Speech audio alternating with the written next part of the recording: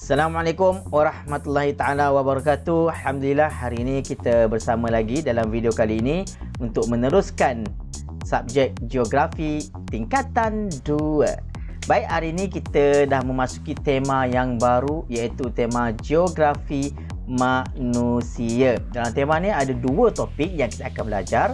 Yang pertama ialah topik yang kita hari ini, iaitu pengangkutan di Malaysia. Dan topik yang kedua di dalam tema geografi manusia ini adalah telekomunikasi. Baik, hari ini kita hanya akan fokus kepada bab 5, pengangkutan di Malaysia. Okey. Baik. Sebelum kita meneruskan pelajaran, kita nak tengok apakah matlamat ataupun objektif pembelajaran kita pada hari ini, iaitu apakah yang akan pelajari pada video kali ini. Pada video kali ini, cikgu hanya akan memfokuskan 3 matlamat sahaja ataupun 3 objektif. Iaitu yang pertama, untuk memastikan semua pelajar dapat mengenal pasti jaringan jalan raya dan jaringan landasan kereta api di Malaysia. Okey, matlamat pertama, untuk kita kenal pasti jaringan jalan raya dan juga jaringan landasan kereta api di Malaysia. Yang kedua, kita nak mengenal pasti lapangan terbang antarabangsa dan juga pelabuhan utama di Malaysia. Baik, itu adalah objektif kita yang kedua. Mengenal pasti lapangan terbang utama di Malaysia dan juga pelabuhan utama di Malaysia. Dan yang ketiga, kita nak mengetahui apakah itu pengangkutan awam. Okey, jadi pada video kali ini 3 sahaja matlamat atau 3 sahaja objektif. Pastikan di akhir video ini nanti para pelajar tanya diri sendiri adakah dapat menjawab ketiga-tiga soalan ini. Sekiranya pelajar dapat menjawab dengan baik, bermaksud alhamdulillah anda telah memahami topik untuk video kali ini. Baik, kita teruskan pembelajaran kita pada hari ini berkaitan dengan mengenal pasti jaringan jalan raya di Malaysia. Baik, okey. Jaringan jalan raya dan juga kereta api. Okey, kalau kita tengok pada objektif tadi, kita boleh klasifikasikan bahawa pengangkutan di Malaysia ni boleh dibahagikan kepada 3, iaitu pengangkutan darat, pengangkutan udara dan juga pengangkutan air. Okey, baik, kita fokus pada pengangkutan darat terlebih dahulu.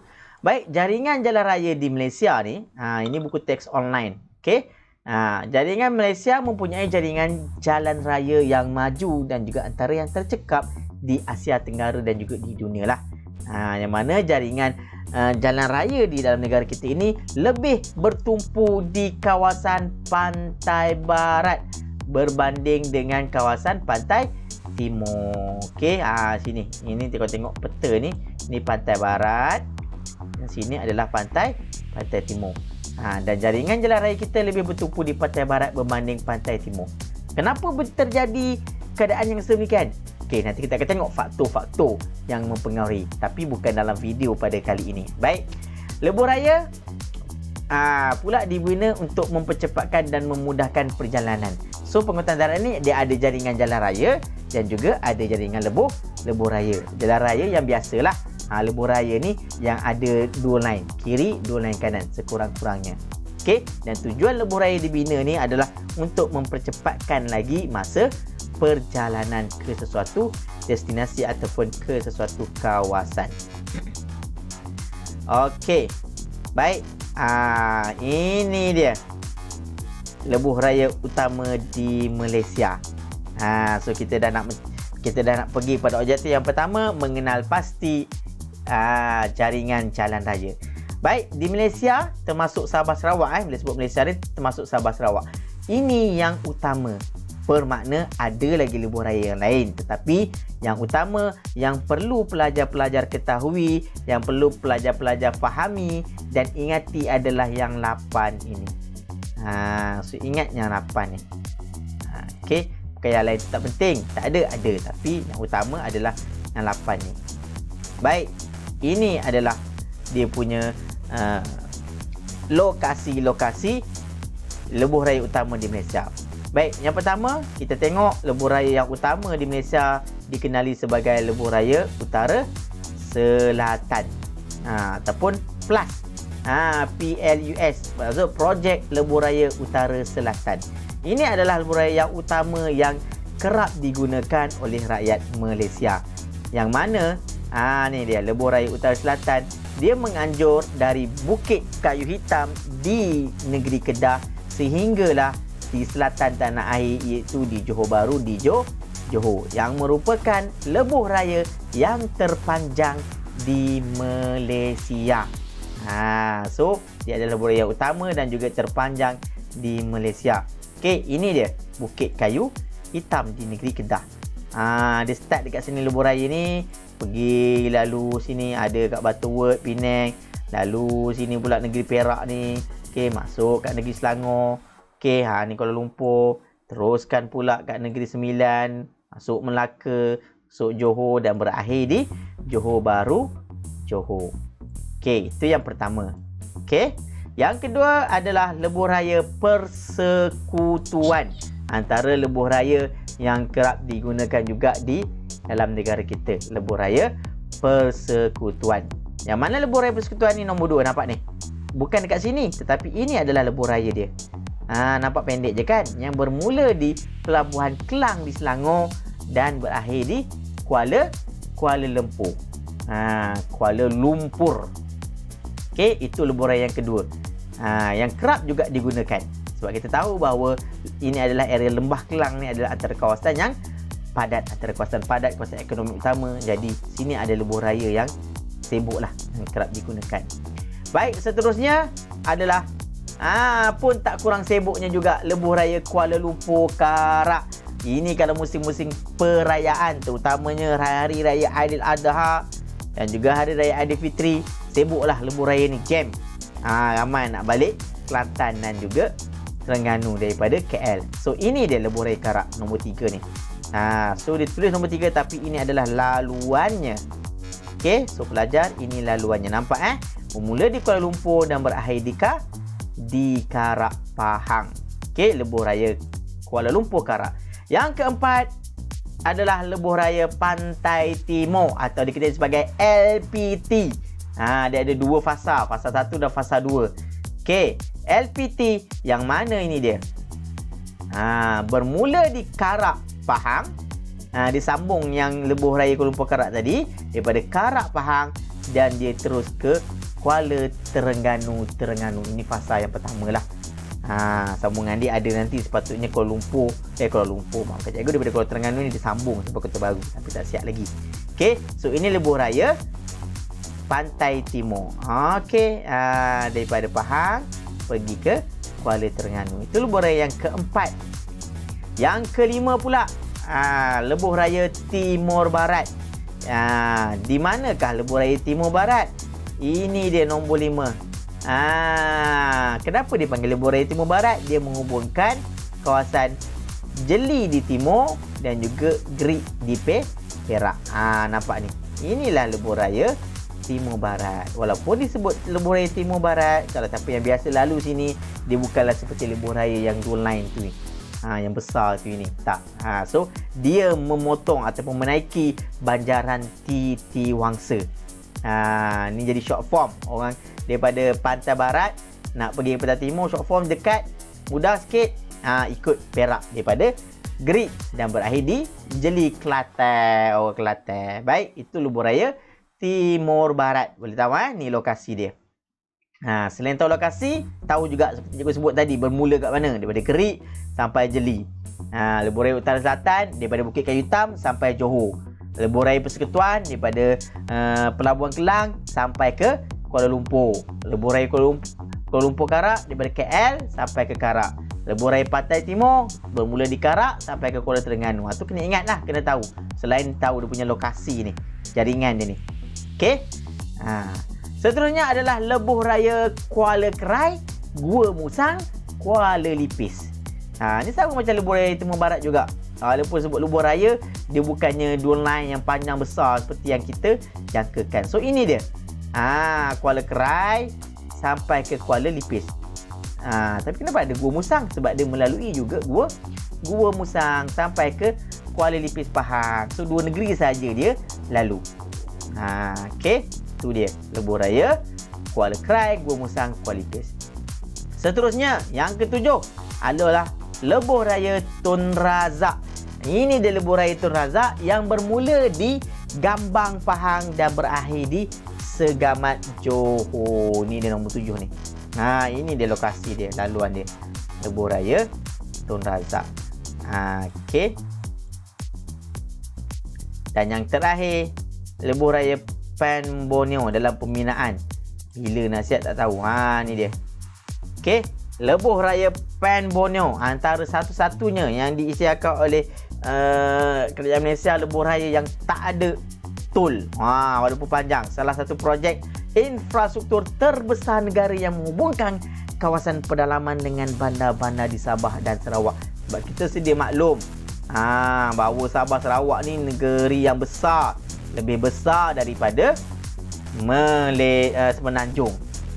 So inilah dia. Nampak dia. Cuma uniknya lebuh raya Pan Borneo, nampak dia terputus kat Miri ni.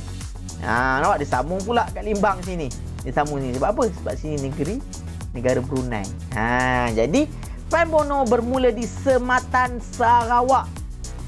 Lebuh raya yang terpanjang. Bila dia dah siap nanti dia mengalahkan lebuh raya Utara Selatan. Tapi dia bati kat Miri. Lepas tu dia sambung sini terputus-putus. Okey. Dan berakhir di ni banyaklah Udat, Sanakan, Tawau. Kita ambil ujung sinilah sebab dia pusing. Dan berakhir di Tawau. Okey, lalu juga sempurna. Ni lebuh raya Pan Borneo. Okey, itu dah 8 lebuh raya utama di Malaysia. So, minta tolong pelajar-pelajar kena ingat dan kena tahu lokasi dia di peta. Okey, di sini sedikit info. Okey, jenis jalan raya di dalam negara kita ni. Lebuh raya kita tahulah yang besar. So, ada juga jalan raya persekutuan. Ada dinamakan jalan bandaran, jalan berturap, jalan tidak berturap. Okey. Ini sedikit info jenis jalan raya di Malaysia. So ingat 1, 2, 3, 4 ni. Termasuk lebuh raya lah 5. Jalan raya persekutuan, jalan bandaran, jalan berturap dan jalan tidak berturap. Baik, itu kita dah merangkumi jalan raya, lebuh raya di Malaysia. Sini ada uji diri ni lah. Masuk uji diri kenapa? Uji diri. Kalau awak dapat jawab soalan ni, boleh nyatakan lebuh raya yang menghubungkan Utara Selatan dengan Semenanjung Malaysia. Utara dengan Selatan. Lebuh raya apa ni? Okey, jawab sendirilah. Kalau boleh jawab, fahamlah. Tadi baru cikgu sebutkan. Baik, seterusnya kita nak melihat pula landasan kereta api di Malaysia. Okey. Ini dia. Okey, topik ni banyak juga nak kena ingat ni. Lokasi nama dan juga lokasi-lokasi dia ni. Sebab jaringan. Ni jaringan kereta api pula tadi. Jalan raya. Baik, jaringan landasan kereta api di Malaysia. Di situ ada glosari buku teks ni bersepadu, berkaitan dengan erat tidak terpisah-pisah terjalin. Itu maksud bersepadu. Maksudnya dia bersambung-sambung lah. Baik, sedikit dia mengajar kita tentang sejarah bahawa landasan kereta api yang pertama di dalam negara kita telah dibina di Taiping, Perak ke Port Well, Perak juga, ataupun sekarang ni Port Well dikenali sebagai Kuala Sepetang. Kalau cari dalam peta type Port Well tak jumpa dah. Nama dia adalah Kuala Sepetang. Okey, ini sejarah sedikit. Landasan kereta api yang pertama dibina daripada Taiping, Perak ke Kuala Sepetang, Perak. Yang dulu dikenali sebagai Port Well, iaitu landasan sepanjang 13 km sahaja yang dibuka pada tahun 1885 Masihi. Baik, okey. Kita terus fokus kepada ini dia stesen kereta api yang utama. Baik, yang pertama, landasan kereta api utama di Semenanjung Malaysia menganjur daripada Padang Besar sampai ke Johor Bahru. Tadi lebuh raya dia bermula di Bukit Hitam dan berakhir di Johor Bahru. Tetapi landasan kereta api ini bermula di Padang Besar Perlis sehingga ke selatan tanah air Johor Bahru. Okey. So ini yang pertama. Yang pertama, landasan utama daripada Padang Besar sampai ke Johor Bahru. Tak ada nama landasan dia. Okey. Baik, di sini juga landasan kereta api dari Tumpat, Kelantan menganjur ke Gemas, Negeri Sembilan. Bila kita tengok di dalam peta ini, satu negeri sahaja di Malaysia ni hak tak ada. Tak ada landasan kereta api. Negeri apa? Negeri awak lah yang awak duduk. Negeri Terengganu. Jadi tak bolehlah naik kereta api di Terengganu. Tapi insyaAllah nanti akan ada. ECRL lah. Tu nantilah kita cerita. Baik. Okey. Antara stesen yang popular ataupun yang perlu pelajar ingat adalah ni dia. Stesen Central Kuala Lumpur. Merupakan pusat pengangkutan rel bersepadu. Dia yang menghubungkan. Okey. Dekat landasan kereta api ni dia ada 1 terminal, 2 terminal dan juga 3 terminal. Pertama, terminal utara iaitu di Padang Besar. Terminal selatan di Johor Bahru. Terminal persimpangan, ni dia stesen kereta api Gemas. Stesen persimpangan antara pantai timur dan juga pantai barat Semenanjung Malaysia ataupun dipanggil terminal persimpangan. So orang daripada pantai barat nak pergi pantai timur, dia berhenti di Gemas ni, dia tukar kereta api naik pergi ke sama ada Mentakap, Kuala Lumpur, Gua Musang. Ini antara stesen-stesen persimpangan dia. Padang Besar, Alor-Star, Butterworth, Taiping, Ipoh, Pelabuhan Kelang, Kuala Lumpur, Seremban, Gemas, Mentakap Pahang, Kuala Lumpur Pahang, Gua Musang, Pasir Mas dan juga Tumpat.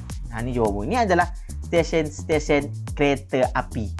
Ada banyak ni, kena ingat lah. Padang Besar, Alor-Star, Butterworth, Taiping, Ipoh, Kuala Lumpur, Pelabuhan Kelang, Seremban, Gemas, Johor Bahru, Mentakap, Kuala Lumpur, Gua Musang, Pasir Mas dan juga Tumpat.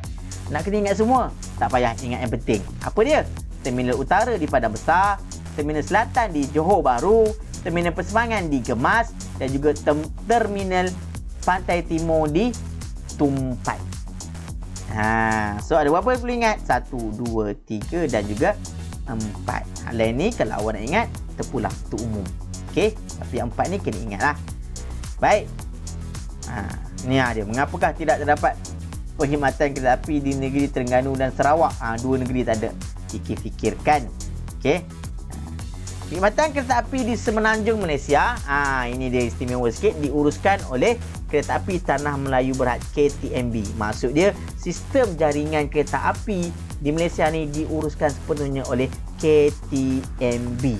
Di Semenanjung. Manakala di Sabah pula diuruskan oleh Jabatan Kereta Api Negeri Sabah. Ni info yang saya sebut tadi ni. Projek Laluan Kereta Api Pantai Timur, ECRL. So bila siap nanti, bolehlah pergi ke negeri Terengganu. Dia dah buat nanti dia sambung. Okey.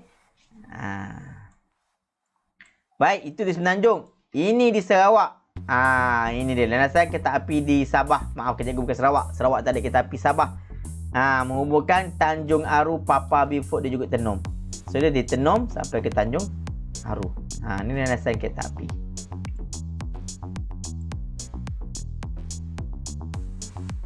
Selain daripada kereta api ni, dia ada ni KTM Antarabandar yang merupakan perkhidmatan kereta api antarabandar dalam Semenanjung Malaysia, Singapura dan juga Thailand.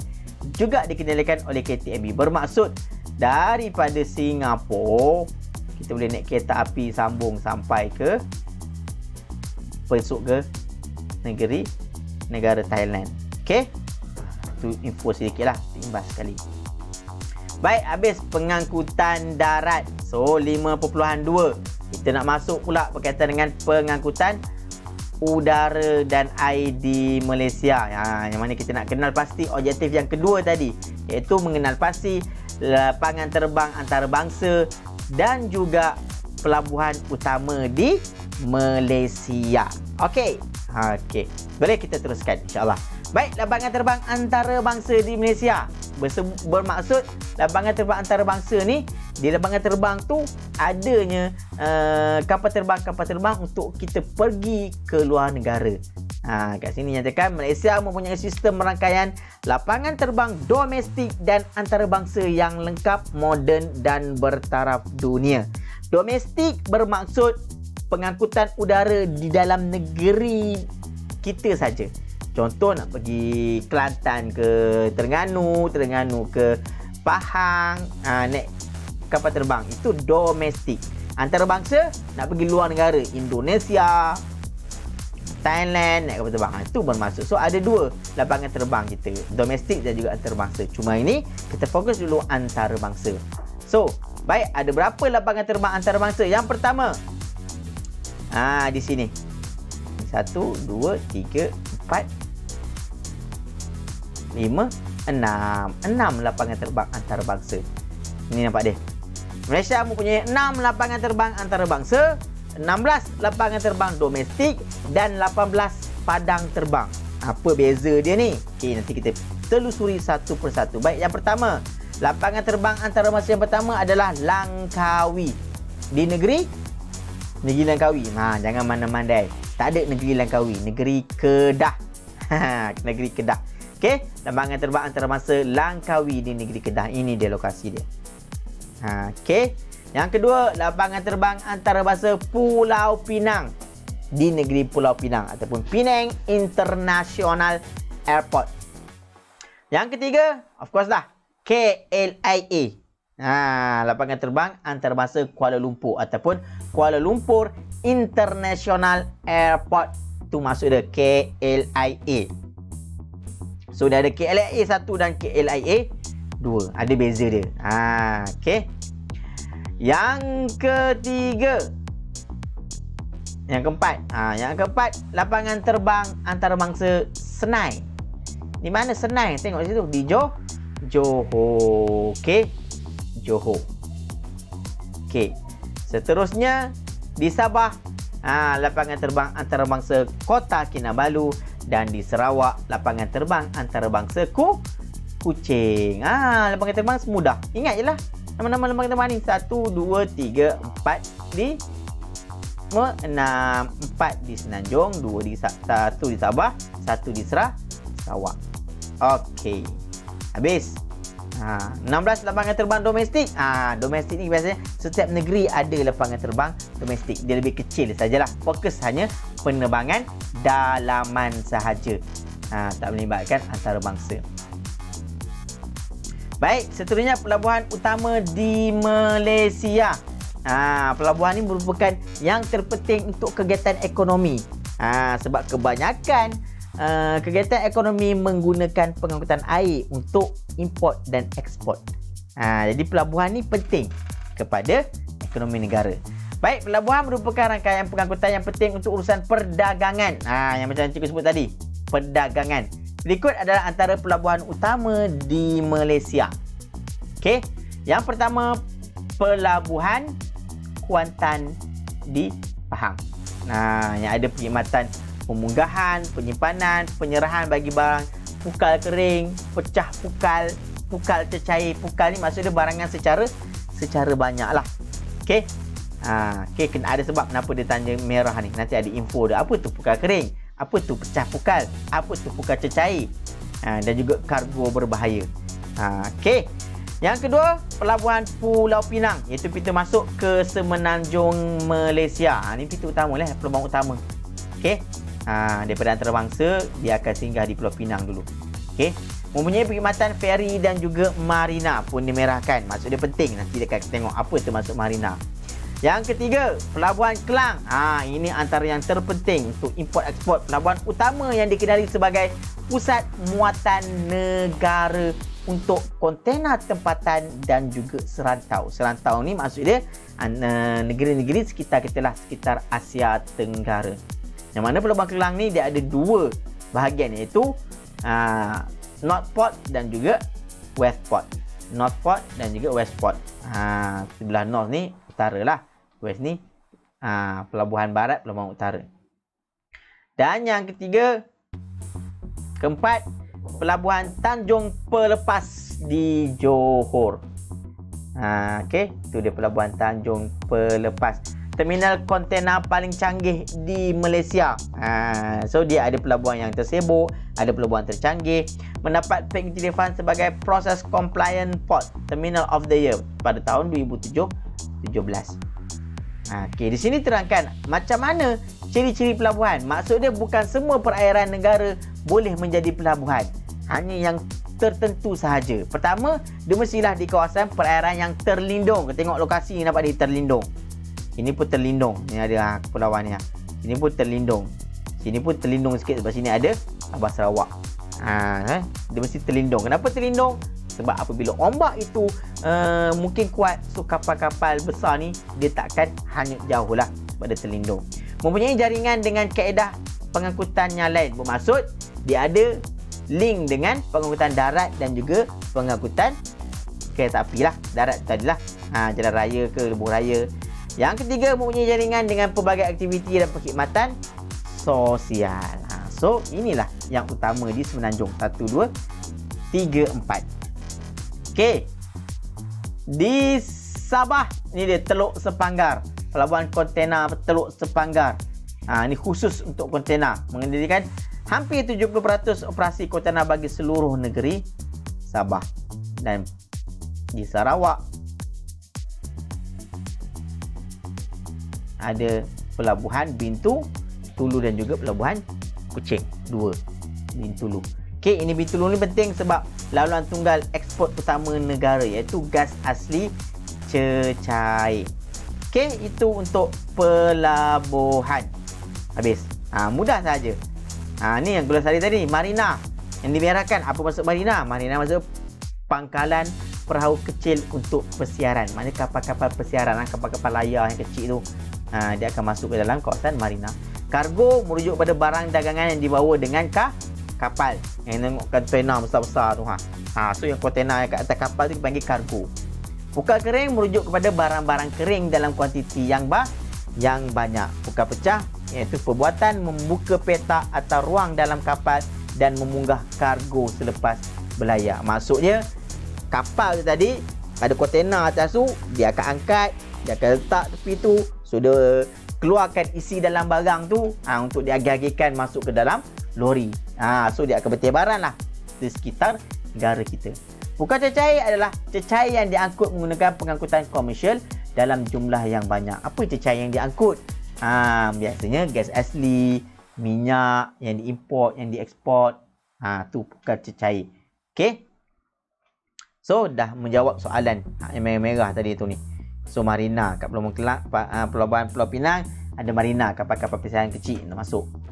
Baik, dan yang terakhir untuk hari ini ataupun video kali ini adalah pengangkutan awam di Malaysia. Apa maksud pengangkutan awam? Pengangkutan awam ni maksudnya yang diiktiraf dan digunakan oleh semua orang semua boleh guna, tapi perlu bayar. So ini antara pengangkutan awam yang ada di Malaysia.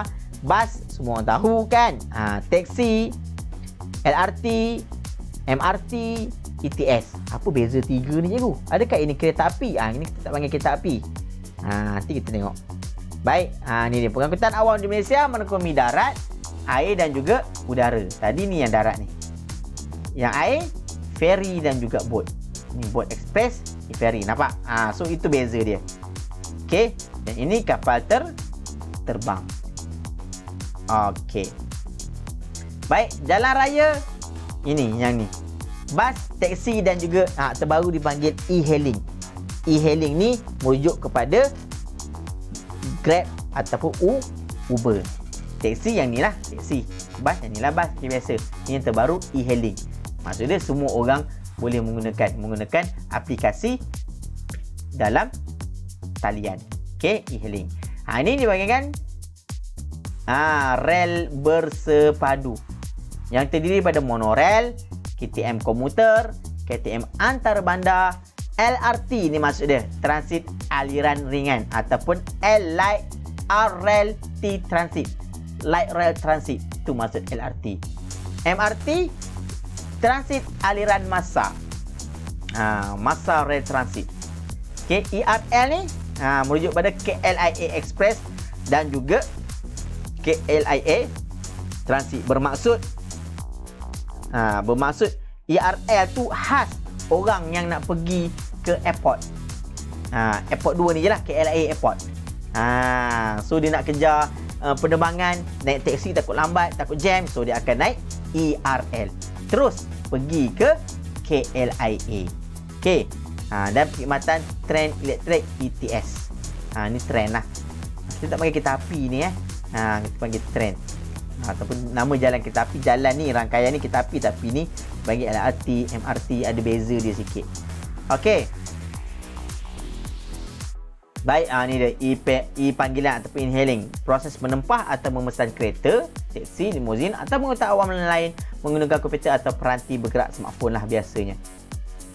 So ini je untuk pengangkutan awam.